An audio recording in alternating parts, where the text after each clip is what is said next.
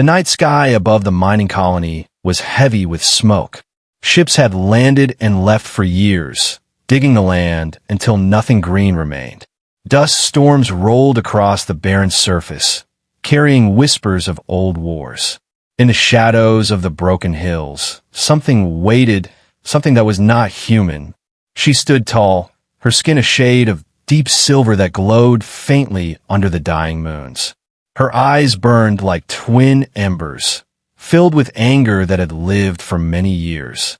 Her name was Sarai, the last daughter of a people destroyed in a war she could never forget. The humans had taken everything from her kind, her home, her family, her future, and now one human would pay the price. Sarai watched from the cliffs above the small outpost. Down below, the settlement lights flickered weakly. Inside those walls lived the man she had followed across star systems. His name was Kale, a human engineer, simple and quiet in his ways. But to her, he was nothing but prey. She gripped her weapon tightly, a blade of crystal forged from the ruins of her world. Every night, she told herself the same words. Revenge will bring peace. Revenge will end the fire in my chest. Yet deep inside, she wondered why this single human troubled her heart. He did not look like the soldiers who burned her city. He did not carry the cruelty she remembered in her nightmares. Still, blood demanded blood. Kale moved around the colony with calm steps. She watched him repair broken machines. She saw him give water to the old miners. She even saw him help children who were not his own. The sight of his kindness unsettled her. She shook her head and whispered, "Deception. That is what humans do. They smile before they kill." The wind howled across the cliffs, carrying the cold bite of alien sand. Sarai pulled her cloak tighter and stepped closer to the edge. Her eyes never left Kale as he walked alone toward the outer fence. The moment was near. Her heart raced. Her hand trembled over the blade. But something strange happened. He stopped, looked up at the stars, and sighed. There was pain in his face, not cruelty, not pride, only loneliness. Sarai froze, anger wrestling with confusion. For hours, she followed him from the shadows. Every step he took, she was there unseen and silent. He never knew a pair of burning alien eyes followed his every move. When the storm grew stronger and rocks crashed down from the cliffside, it was her hand, not his strength, that saved him. Sarai caught the falling stone with a strike of her blade. The sound echoed like thunder, but Kale never saw her. She vanished into the dust before he turned his head. Back in the silence of her cave, she paced like a beast in a cage. Why had she protected him? Why had she not struck when she had the chance? She told herself it was weakness. She told herself it was not the right time. But her heart whispered a different answer, an answer she refused to hear. Night after night, Sarai watched him. She watched how he lived, how he worked, how he endured. Each time she raised her blade, something inside her stopped her hand. Each time she thought of her family, she remembered his face under the stars. The battle inside her grew stronger. Revenge or hesitation, hatred or something she could not name. One evening, Kale left the colony walls and walked into the desert. Sarai followed, certain this was her moment. The moons lit his path. The wind carried the sound of his boots over the sand. He stopped near a broken ship half buried in the dunes. He touched the metal gently, like it was something sacred. Sarai stepped closer, her breath heavy. Her blade shimmered in the pale light. One strike, and her vengeance would be complete. But before she moved, his voice reached her, low and tired. "Why did you leave me?" he whispered to the night. There was no one around, no answer, only the silence of the dunes. But Sarai heard, and her chest tightened. This human carried wounds of his own. He was not the monster she imagined, and that truth scared her more than any battle ever had. She lowered her blade, hidden in the shadows. Her revenge could wait, but her curiosity could not. The hunt was no longer simple. Something else had begun, something dangerous, something she could not control. The night ended with her watching him walk back into the colony. Her vow of vengeance still alive, but her heart, though she hated to admit it, had begun to tremble. The sun rose over the barren colony, casting long shadows across the broken ground. The air shimmered with heat, and dust curled in the wind like restless spirits. Sarai crouched on a high ridge, her silver eyes fixed on the human below. Kale walked among the settlers with tools hanging from his belt, his head bowed in quiet focus. She had followed him for many days now, always waiting for weakness, always waiting for the right moment. But each day she watched, the picture she carried in her mind of human cruelty cracked a little more. Kale was not the soldier who burned her home.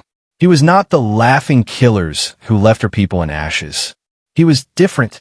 That morning, Sarai saw an old miner collapse outside the water station. The man was frail, his face darkened with thirst and exhaustion. Others walked past, too busy or too afraid to help. But Kale ran forward, kneeling beside the man with no hesitation. He lifted him gently, gave him his own flask, and stayed until the miner's breathing slowed into peace. Sarai narrowed her eyes, anger twisting inside her chest. "This is trickery," she whispered to herself. "All humans are the same." Yet the blade at her side felt heavier than before. Later, she saw him repairing the generators that powered the colony lights. The machines sparked and groaned, threatening to plunge the outpost into darkness. Kale worked tirelessly, his hands burned and cut, but he did not stop. When the lights finally came back alive, the settlers cheered. Children laughed and ran in circles under the glow. Kale only smiled faintly, wiping sweat from his brow, and walked away quietly. Sarai clenched her fists, her thoughts a storm. Why did this man choose to help when he could turn his back? Why did he carry burdens that were not his own? That night, Sarai moved closer to the colony, her steps light as falling ash. She slipped through the shadows, unseen, unheard. Through a crack in the wall, she watched Kale sit alone inside his small dwelling. The room was bare, the bed unmade, the shelves empty. A single photo sat on the table, an image of a woman and a child, smiling. Kale touched the frame with quiet sorrow before lowering his head into his hands. Sarai's breath caught, her chest tightening with something she had no name for. This human carried pain, just as she did, but her heart screamed that she should not care. The storm outside grew wild, winds battering the colony walls. A tower collapsed near the gates, flames rising into the dark sky. People cried out, trapped under the heavy beams. Sarai watched Kale rush forward without fear. He pulled children free, lifted debris with his own bleeding hands, and when the fire threatened to spread, he threw himself into the smoke to cut the power lines. Sarai's body moved before her mind decided. She leapt into the storm, unseen by the crowd. Her blade struck the falling debris above Kale, saving him from death once again. But as always, she vanished into the night before he could see her face. Back in her cave, Sarai shook with fury. "Why do I keep saving him?" she growled, her voice echoing in the stone walls. "He is my prey, not my ally, not my anything," but the memory of his weary smile burned in her mind. The sight of him holding the frightened children refused to fade. Her blade, once so light in her hand, now felt as heavy as the world. For many nights, she argued with herself. She told her heart that Kale was a liar, that all humans wore masks. Yet each day revealed more of him, and none of it fit the monster she wanted him to be. He was strong, but gentle, wounded but unbroken. He gave without expecting anything in return, and this frightened her more than hatred ever could. One evening, Kale sat outside the colony fence, staring at the stars. The settlers around him laughed, sang, and celebrated the repaired generators. But he stayed apart, quiet and distant.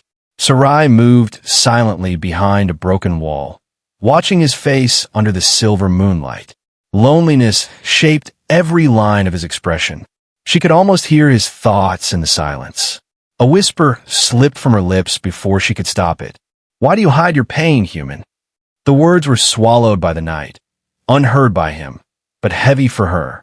Sarai pressed her hands against her chest, her heart pounding.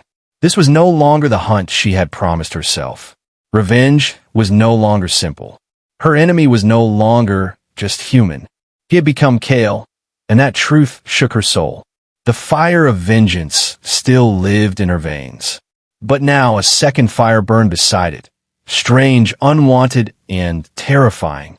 A fire she did not yet understand. The desert night was quiet, but Sarai's heart was loud. For days she had circled him like a shadow, unseen and unspoken.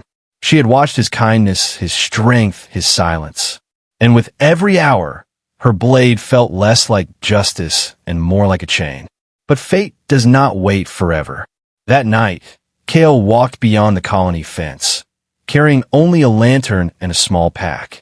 He moved with calm steps, though his shoulders carried a weight unseen.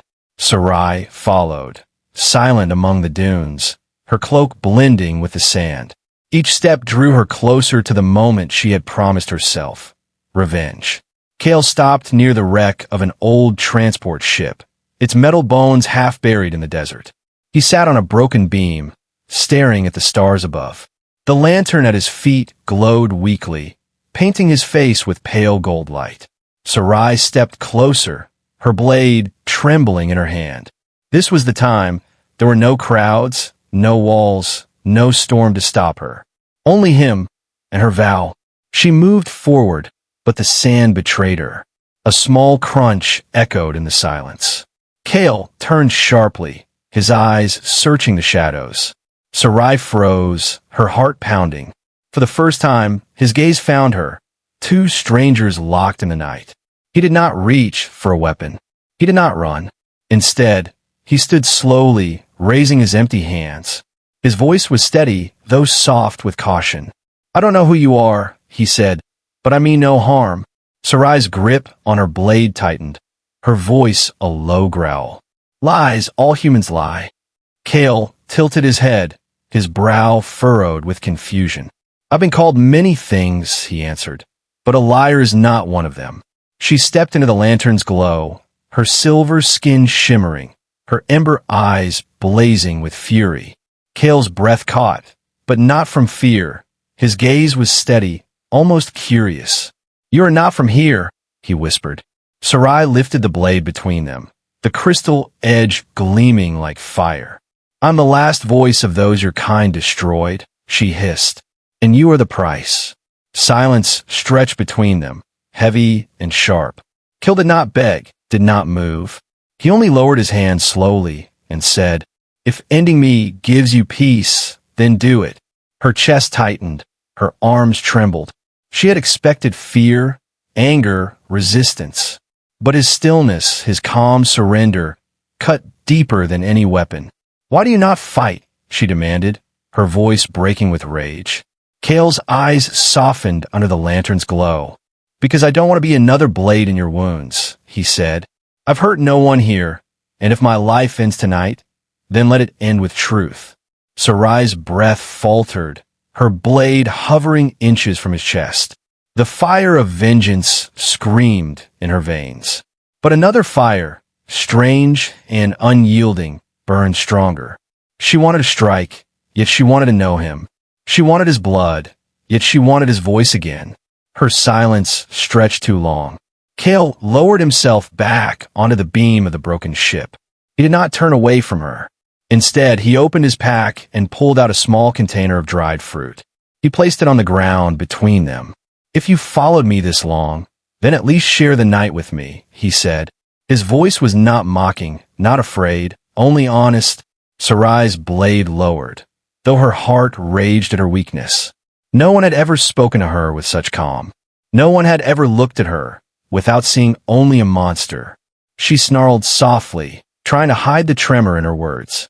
"You dare offer me food when I came to end you?" Kale's faint smile did not fade. "Maybe because you're still here and I'm still breathing," he said. "Maybe that means you're not as certain as you think." The desert wind swept across them, carrying silence once more. Sarai stepped back, her cloak twisting in the night air. Her heart screamed to strike, but her body refused. The crystal blade dimmed in her hand, heavy with doubt. Kale leaned back, his gaze on the stars, his voice soft but steady. "You can watch me, threaten me, even hate me," he said. "But until you know me, you cannot judge me." His words carved deep into her, sharper than her own weapon.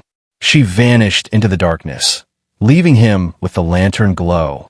But his voice echoed inside her long after the night ended. For the first time since her vow, Sarai's heart asked a question she feared most. Do I want revenge, or do I want him? The desert wind carried silence, but inside Sarai the noise was endless. She returned to her cave after their first meeting, her blade heavy in her hand. Her vow of vengeance burned like fire, yet Kale's voice would not leave her mind. He had stood without fear, without anger, and offered her food when he should have begged for life. That night she could not sleep, her thoughts chasing themselves like restless shadows.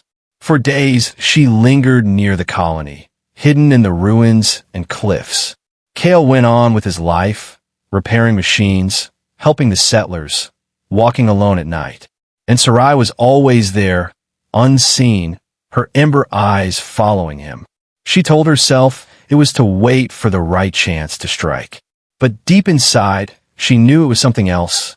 One evening, she crept close to his dwelling, her steps silent as falling sand. Through the broken shutters, she saw him bent over a small table. He worked with wires and scraps, shaping them into something new. A child from the colony peeked inside, asking shyly what he was doing. Kale smiled faintly and showed the boy a small toy that whirred with life. The child laughed, his eyes wide with joy, before running back to his family. Sarai felt her chest tighten, a sharp ache she did not understand. This was the man she had sworn to kill, yet he made children laugh. The next night, she followed him into the dunes again. Kale gathered plants that grew stubbornly in the sand, grinding them into medicine for the sick. When a woman thanked him with tears in her eyes, he only shook his head. "No thanks needed," he said softly. "I only do what I can." Sarai gripped her cloak, her mind screaming at her heart. Do not believe him, do not feel this weakness. But her heart no longer listened. Her blade lay untouched in her cave now. Once it was her comfort, her promise, her symbol of justice. But lately, it only stared back at her with silent judgment. Each time she lifted it, Kale's face rose in her memory, calm, patient, honest. And her hand would fall before the strike ever came. One stormy evening, she made the mistake of stepping too close. Kale was outside the colony, repairing a broken fence line when the sand rose in waves. A beam snapped loose and nearly crushed him. Sarai leapt forward without thought, her strength knocking the heavy metal aside. For a moment, she stood before him in the raging storm, her cloak torn by the wind, her silver skin glowing in the flashes of lightning. Kale's eyes met hers, wide with shock. He opened his mouth to speak, but before the words could come, she vanished into the storm, her heart pounding like thunder. Back in her cave, she cursed herself. You fool, she whispered, her hands trembling. She had saved him again, her enemy, her prey, the human she was meant to destroy. And yet, when she closed her eyes, all she saw was the way he looked at her, not with hate, not with fear, but with something she could not name. The days stretched into weeks, and her vengeance grew colder. Every story she told herself of human cruelty cracked under the weight of Kale's quiet truth. She wanted to hate him, but her anger slipped through her fingers like sand, and in its place rose something she had no word for, something that left her weak. One night, she sat on the ridge above the colony, staring at the lights below. Her people's voices echoed in her memory, telling her to avenge them. But another voice, Kale's voice, echoed louder. You can watch me, threaten me, even hate me, but until you know me, you cannot judge me. Her chest ached, her thoughts tangled. She pressed her hand against her heart, feeling its wild rhythm. The fire of revenge had always guided her, but now another fire burned beside it, brighter, stronger. And that fire had a name, Kale. Still, she told herself the lie again and again. I stay close to him for the perfect strike. I stay near to study his weakness. But each night, she lingered longer. Each time, she saved him from hidden dangers. And with every step, her hatred became harder to hold. Sarai was a huntress, trained to stalk, to strike, to kill without mercy. But now she was the one hunted, chased by her own heart. A heart that no longer obeyed her vow. A heart that no longer cared for vengeance. A heart that beat faster each time Kale breathed her name in silence. The colony slept under a restless sky. Clouds boiled above, and the wind carried a strange hum through the dunes. Sarai watched from the cliffs, her sharp senses alert. She had felt this silence before. Too heavy, too unnatural. Something was coming. Kale walked the outer fence that night, lantern in hand. He checked the wires, the locks, the sensors that barely worked. His steps were calm, but Sarai could see the weight on his shoulders. He guarded these people, though none of them truly guarded him. It was his way. Carry the burden, expect nothing in return. Then the shadows moved. From the dunes rose bandits in scavenger armor, their eyes gleaming with hunger. Weapons flashed under the moons as they crept toward the gates.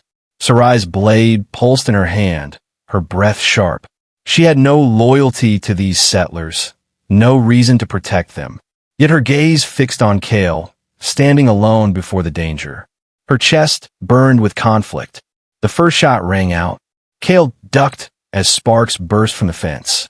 The settlers woke in panic, screams filling the air. Kale shouted for them to stay inside. His voice steady though death stood at his door. He charged at the attackers with nothing but a wrench in his hand. Sarai's heart clenched. This fool was going to die. Without thought, she leapt from the ridge, her cloak snapping in the wind. Her blade sang as it cut through the night, striking the first bandit aside. Kale froze at the sight of her, but there was no time for words. The raiders swarmed, and she fought with deadly grace. Silver skin glowing, eyes blazing, she became the storm itself. Kale did not cower. He fought beside her. His strikes were clumsy compared to hers, yet brave. He shielded settlers as they fled, pulled wounded men back to safety. Every time he faltered, Sarai's blade cut the threat down. Every time she wavered, his voice pulled her back into focus. They moved as one, though they had never trained together. It felt like instinct, like destiny. The battle burned hot and fast. Flames licked the colony wall. Shadows screamed in the firelight. Sarai's blood sang with fury, but it was not vengeance she felt. It was something fiercer, brighter, something that bound her to the man at her side. When the last bandit fled into the dunes, silence fell heavy. Sarai stood panting, her blade dripping with light. Kale leaned against the broken fence, his chest heaving, his face streaked with dirt and blood. Their eyes met through the smoke. For a heartbeat, there was no colony, no battle, only them. Sarai's hand shook as she lowered her blade. This was the moment she should have ended him. He was wounded, tired, vulnerable, but instead, she stepped closer and caught his arm before he could fall. Her touch burned, strange and soft. Kale blinked at her, confusion mixing with gratitude. "You saved us," he whispered, his voice raw. Sarai's throat tightened, her voice breaking. "I did not save them," she said. "I save you." Kale's eyes widened, but before he could speak, she pulled away, her cloak wrapping her like a shield. She vanished into the dunes as the settlers rushed to their hero. But Kale did not hear their praise. His mind was on the silver-eyed huntress who had fought like fire and disappeared like smoke. Back in her cave, Sarai trembled. Her blade lay on the ground, untouched, unwanted. Her hands still remembered the feel of his arm, the warmth of his skin. Her heart thundered with a truth she could no longer deny. She had fought not for vengeance, not for justice, but for him, and that terrified her more than any enemy. The desert was quiet again, but Sarai's heart was not. Since the night of the raid, her thoughts had been like storms, loud, restless and unending. Every time she closed her eyes, she saw Kale's face, dirt and blood marking his skin, yet steady, unbroken. Every time she lifted her blade, she remembered the way he had fought beside her, not as prey, not as enemy, but as if they were one. She tried to tell herself it was weakness, that saving him was a mistake. But the truth grew heavier each day. Her vengeance no longer burned the way it once did. The fire inside her was changing, reshaping itself into something she feared more than hate, something she could not fight. For days, she kept her distance, hiding in the cliffs, but her eyes always searched for him. She saw him repairing the walls, his hands wrapped in rough bandages. She saw him comfort the children who had lost their homes in the raid. She saw him sit alone at night, staring at the stars with the same loneliness she carried. And each time, her chest ached with an unfamiliar weight.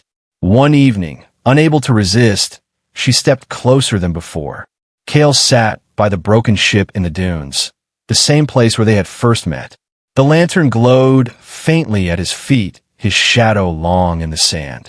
He did not look up when he spoke, as if he already knew she was there. "You always come when the night is quiet," he said softly. Sarai froze, her breath sharp in her throat. Still hidden in shadow, she whispered, "And you always wait." At last he turned, his gaze steady calm. "I don't know why you're here," he admitted, "but I know you could have killed me long ago." His voice carried no fear, only quiet truth. Sarai stepped into the lantern's glow, her cloak falling from her shoulders, her silver skin shimmering under the moons.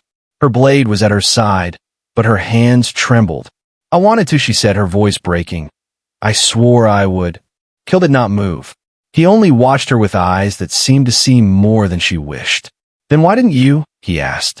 The question cut deeper than any wound. Her throat tightened, her chest burning with the words she had buried for so long. "Because," she struggled, her eyes filling with fire and fear. "Because when I look at you, I do not see a monster, I see something I cannot destroy." The silence between them grew heavy, thick with the weight of truths unspoken. Kale stood slowly, closing the distance step by step. Sarai did not raise her blade, could not. Her body trembled, but not from fear. When he stood before her, he reached out, not to strike but to touch. His hand rested gently against her arm, warm and human. Her breath caught, her ember eyes locked with his. "You came for revenge," Kale whispered, "but you found something else." Sarai's heart raced like thunder. She wanted to step back, to escape the fire that burned through her veins. But her feet would not move, her body betrayed her. "Yes," she admitted, her voice shaking. "I came to kill you, to end your life for what your kind did to mine. But every time I tried, my heart refused. And now, I am the one who feels defeated." Kale's expression softened, sorrow and warmth in his gaze. "You are not defeated," he said. "You are free." The words struck her like lightning, breaking something inside. Her blade slipped from her hand, falling into the sand, forgotten. Her hands rose to her chest, as if to hold the fire within. "I do not understand this," she whispered, tears burning her eyes. "I hate you. I need you. I cannot let you live, yet I cannot let you die." Kale stepped closer, his hand rising to her face. For a moment, she almost flinched, but the warmth of his touch stilled her. His thumb brushed the edge of her cheek, wiping away the tear that had fallen. "You don't have to understand," he said, his voice steady. "You only have to feel." The desert wind swept across them, carrying silence. Her breath trembled, her eyes closing as if surrendering to a truth she could no longer deny. The fire of vengeance was gone, replaced by a fire brighter and stronger. A fire that frightened her, yet pulled her closer to him. When she opened her eyes again, Kale's gaze still held her, steady and unwavering. And for the first time, Sarai felt helpless, not in battle, not in war, but in the grip of something deeper. She had fallen, not to his blade, but to his passion, and she could not rise again. The night stretched long and silent after her confession. Sarai stood trembling, her blade forgotten in the sand, her eyes locked on Kale's. For years she had lived only for revenge, but in this moment, her vow felt broken, shattered like glass. Kale's hand still rested gently against her cheek, warm and steady. Her heart thundered, not with hatred, but with fear of what she had become. "I hunted you," she whispered, her voice cracking under the weight of truth. "For months, I followed you. For years, I dreamed of this moment. I told myself your death would give me peace, that your blood would honor my people. But now, I cannot do it. I do not know who I am anymore." Kale listened in silence, his gaze unwavering. He did not step back, did not raise his voice. Instead, he spoke with the same calm that had shaken her from the first night. "Then you never failed, Sarai," he said softly. "You only found a different truth."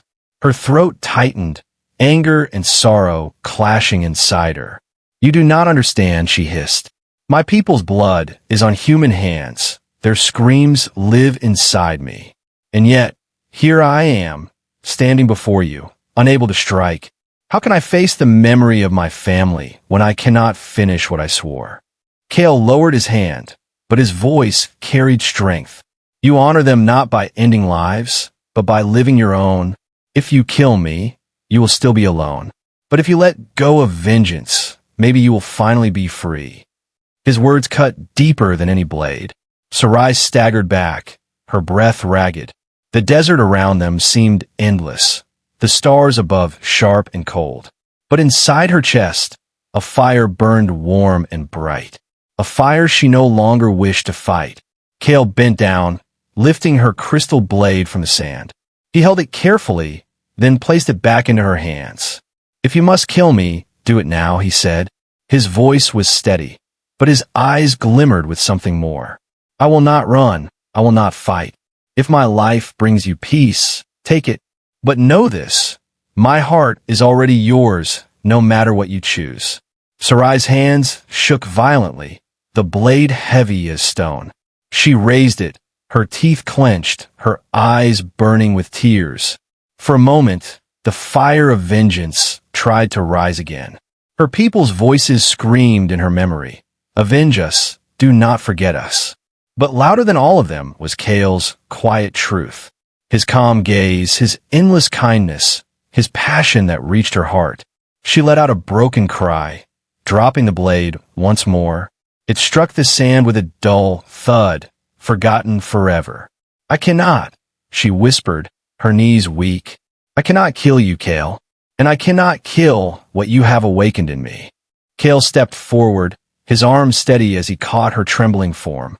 She collapsed against him, her forehead resting against his chest. For the first time in years, she allowed herself to be held.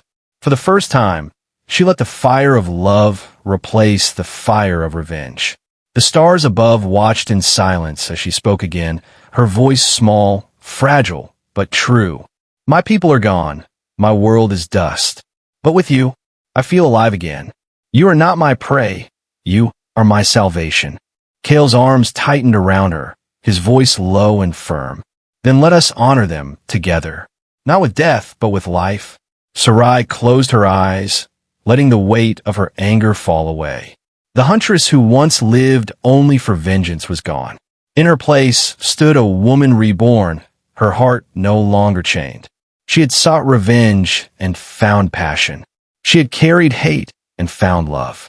The moons rose higher, casting their silver light across the desert. Two figures stood together, one human, one alien, no longer enemies, no longer strangers, but bound by something greater than war, greater than pain, bound by a fire that would never die. And so began the story not of vengeance, but of love, a love born from sorrow, yet stronger than the stars themselves.